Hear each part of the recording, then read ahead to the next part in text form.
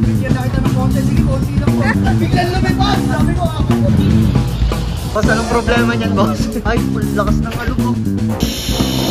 Ano po eh, konti bali sa ito.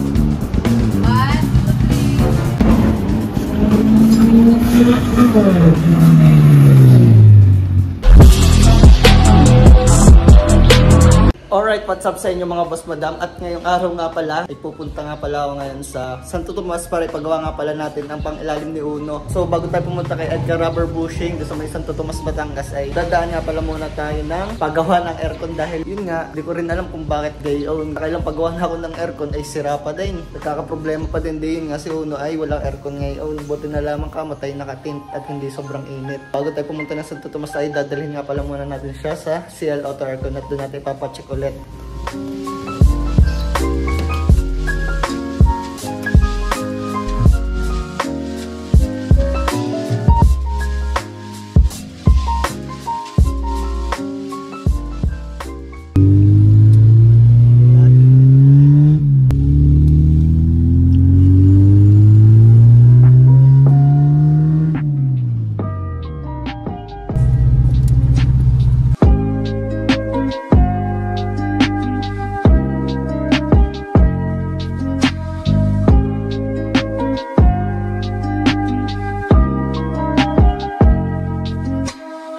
Alright mga paps, bali nandidinin na nga pala tayo sa may paggawa ng aircon. So ang problema natin ay pag 13 pa daw tayo, so hindi na natin to may hintay at gawang tayo naka-schedule dun sa may Santo Tomas. Schedule kasi ako dun ng mga 8:30 onwards, so kahit mga 9 siguro nandoon or 10 okay lang. So dito pan 13 daw, sabi ko babalik na lamang ako siguro mamaya or bukas para ipacheck natin yung aircon natin. So ngayon titiisin muna natin na bukas ang bintana. Ayan, nakatint naman tayo.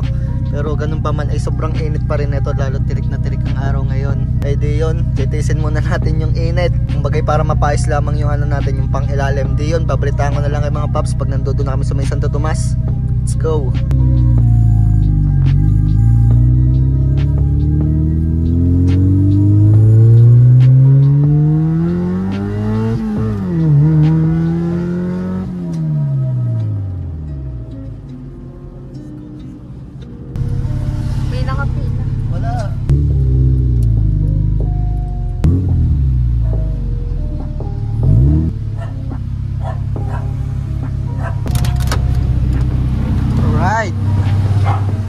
Boss, morning.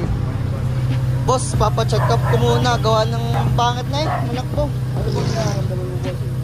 Parang may malangit-ngit gay. O papacheck ko dyan mga engine support. Tsaka yung mga ibang bushing pang ano, mga kung makikita nyo may problema. Okay lang boss, test drive na. O sige.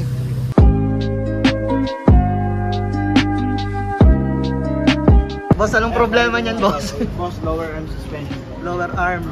Tingnan nyo po. Ay, lakas ng alog ko. Kaya pala boss, pagka matulin ng takbo ko, wala siya sa daan. Oo. Ay, lakas ng alog, grabe. Ayan po. Grabe. Pero pa nakita, ang daming problema ni Uno. Ayun boss, sa bushing na din siya. Opo. Ah, okay. Oo nga, no. Yun. Naisip na doon. Oo nga.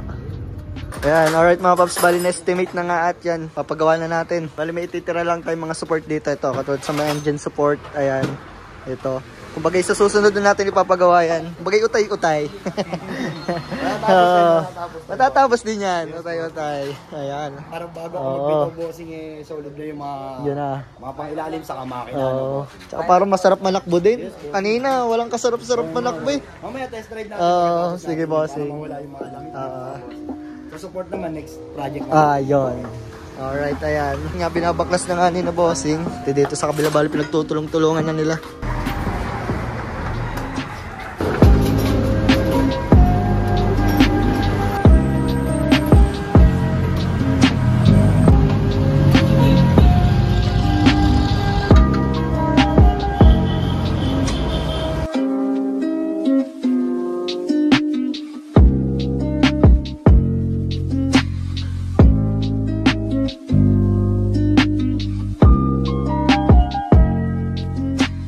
Grabe, napakadaming basag na bushing ni ni Uno. Kaya malalakihan talaga tayo sa gastos. Eh yung iba nga hindi mo na natin pinasabay kasi nga masakit din.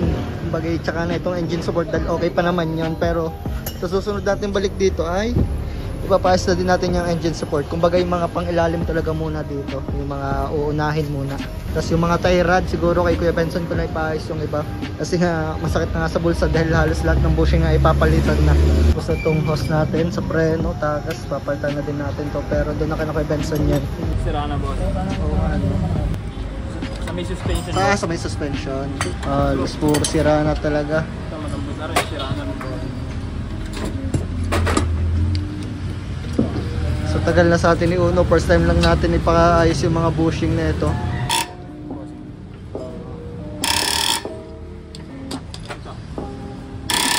Ito, okay pa. Suspension lang yan. Ito sira na rin.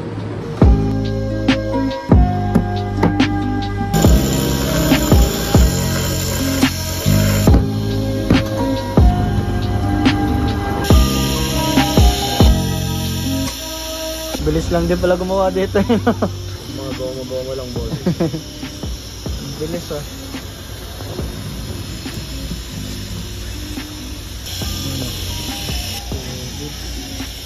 Boss, bilis na.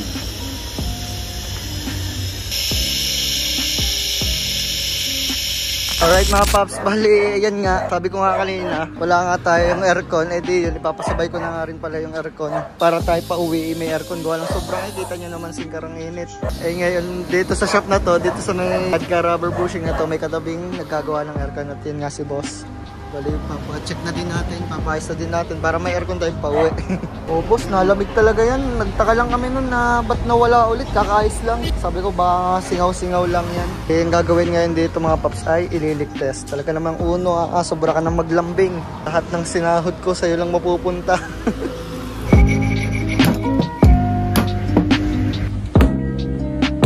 Alright mga paps, bali yun nga, okay na nga pala yung mga bushing niya, ayan. Mga solid bushing na. So bali kakabit na lang pati yung sa mga nandudod pang iba, ayan. Dadalhin na dito ni na boss. Okay na din to. Pina-solid bushing na din natin kasi wasak na din talaga yung bushing niya. Tapos yun nga, yung nabanggit ko kanina, sabi ko nga, yung mga sa engine support ayos pa naman.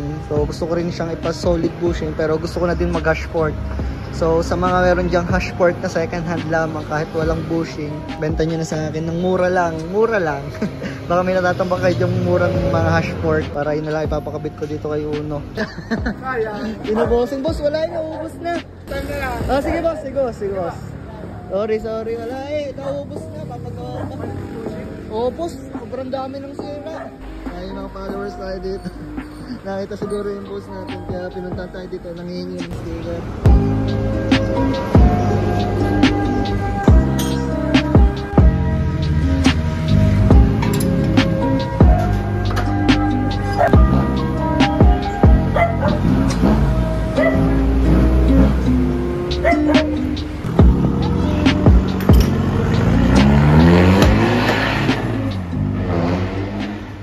Alright mga paps, tapos na nga pala ang gawin na rin isang are. Yung kabila ay medyo nagka-aberya lang pero gagawa naman yun ng paraan. So okay na to. Ayan, bali mga paps, okay na to sa kabila dito. Nagka-problema lang, gawa na may naputol na tornilyo. Naputol yung tornilyo doon. So hindi siya mahigpitan, kundi kailangan ipabunot muna, paispatan yan para mabunot. Tuwang ko lang kung ispatan talaga or kung ano mang gagawin. Patapos na sana pero eto nga nagka-problem. Pero ayun naman, sina boss tumawag agad ng gagawa. Okay yan mga paps, bali pang ginagawa to, sinisimulan na din yung aircon. Oo, para isa na. Sinasabay na din. Kami kanina naglambing ko no?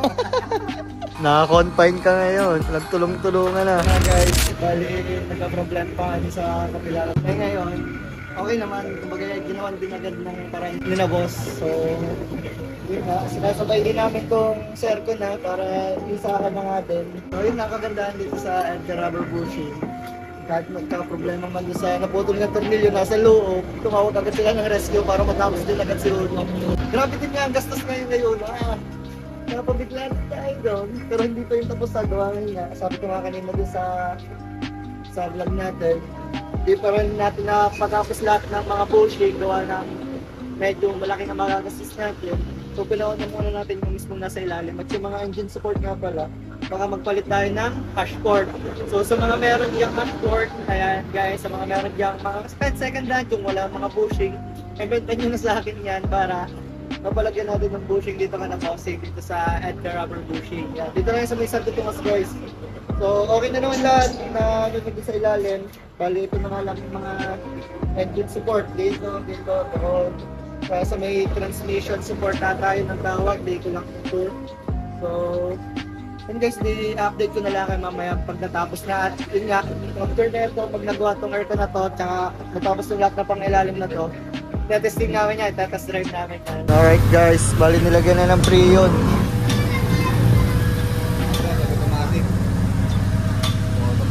Lumabig na din naman sa loob. Sana nga idea yun nga, sana ay magtagal nga din ito.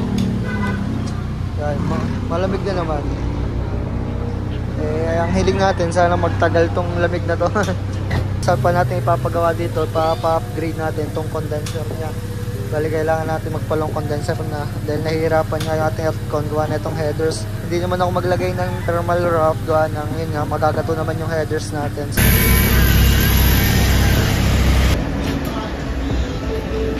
Guys, yun nga, bali nispatan muna yung naputol. Paparetread lang natin. Yan, alright mga paps. Okay na. Test drive na lang.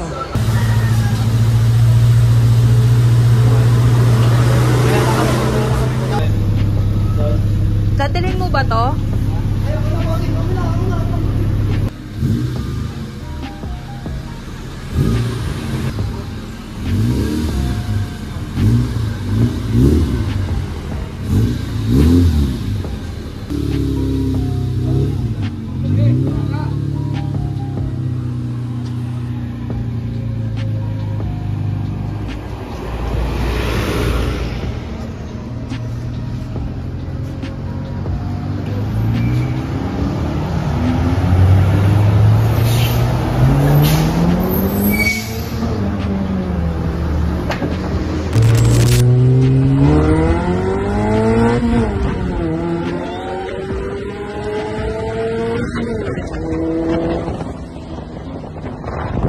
Test drive ni Boss Carmit, nakakatakot pala mag-test drive to si Boss.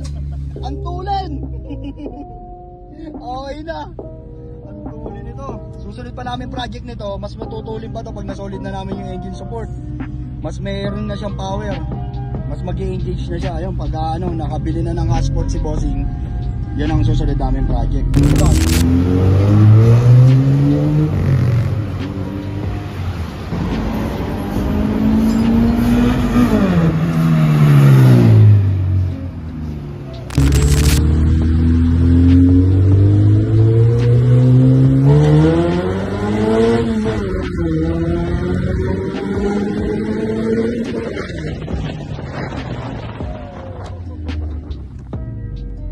Lumilipad, Bossing. Ang bilis naman ito.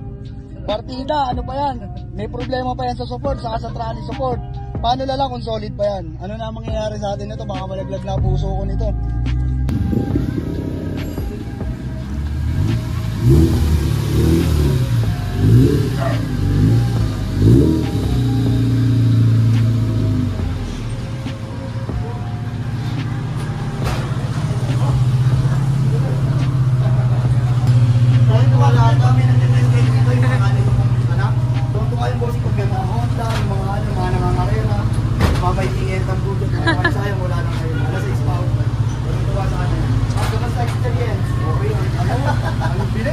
Sabi mo, konti na lang malalaglag na puso ko. Binigla ako ni Bossing, hindi ako sanay ng ganun ng test drive. Sabi ni Bossing, bigyan na kita ng konti. Sige, konti lang po. Biglan lumipad. Sabi ko, ako, pumatay tayo dyan. Ako ang tulan. Atalo na ako kanina eh. Atalo na ako. Picture pa kami, boss ulit. Paano ba yan? Lahat kami, lahat kami. Kanina pa nagbubulong-bulong sa akin yun. Bulong-bulong kami.